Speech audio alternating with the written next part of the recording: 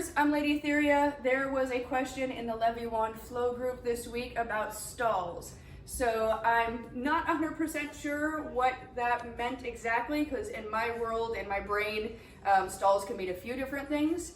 So it could be something where we're talking from straight wand mode, where we're stall, stall, stall, stall. Or there's also another stall from a fishtail, which is going to be here, and you're doing a stall, stall, stall. So I want to double check to make sure I'm getting it right, but I'm going to guess when you said a basic stall, we're going with the one that's from just wand mode.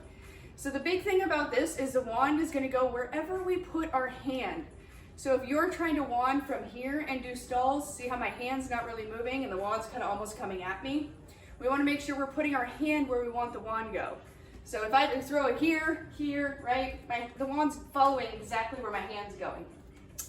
So the biggest thing in doing this is once you've got your side to side movement clean, right, so practice the side to sides or your circles, but really side to sides are going to be where stalls come into play, easiest to practice. So get that side to side, and if you have to do almost a half circle arc to get used to that, that's a good way to practice side to side also. If you're struggling with getting it on that clean, flat plane, doing a little bit of an arc can help.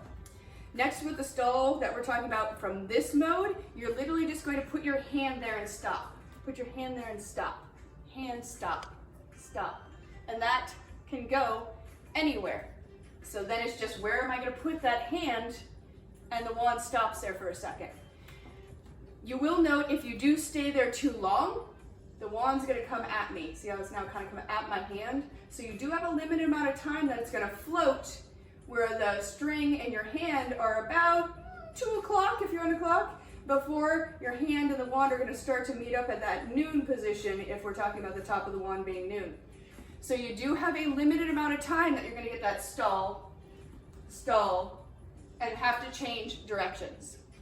And the other thing I do to help this is open palm when you're going into this movement, to give the wand the most amount of space to get close to my hand before it hits it. But if I have my hand gripped up, it's going to be a lot quicker before it hits my knuckles, or if I were holding a palm grip pointed, it's going to hit there too. So open palm to give that the best chance of not hitting your hand. And to show you guys in palm grip, right? So with that, however you hold your palm, you're gonna wanna make sure that you can get it so it sits in an open space palm area, right? So open palm for the palm grip, And so I usually will just lock this between 2 fingers and then loop the string so it's facing towards the wand, but it gives me still that visual of the very open palm and keeps the wand out of the way from hitting me. So with the palm grip one, same thing, stall, stall, stall. Or, because I like analogies, and there was a Miss Crystal Parker, giving you a shout out, girl, who's in our Levi Wand Flow Jam meetup every Thursday, who mentioned when she was talking about stalls that someone told her, talk to the hand, talk to the hand, talk to the hand. So your stalls can be, if you want to think about them that way, talk to the hand, talk to the hand. And of course, let's add that second one, because this is magic, and we want to make sure they don't know what hand we're telling them to talk to. So, I'm Lady Etheria. Hope to see you guys on a Thursday at one of the Levi Wand Flow Jam meetups. We meet every single week. And until then, keep wanding. Cheers.